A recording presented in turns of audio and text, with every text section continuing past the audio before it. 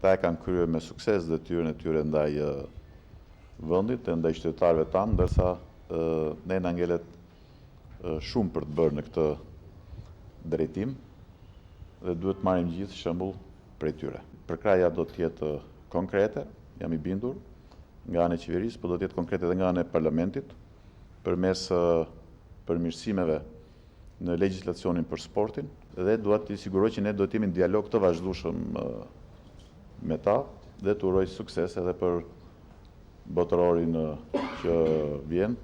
Dhe brenda këtij legjislacioni ne do të bëjmë një paketë për sportistët elitar që do të jetë nga më të mirat në Europë, që sportisti ta di kur do të dali kampion e Europës, ta di që do të ketë një punë, do të ketë konkurimin free në 2 shkollat, në shkollën e policisë dhe në Universitetin e Sporteve, dhe do të ketë dhe benefice të tjera për sa i përket shpërblimeve. Unë besoj se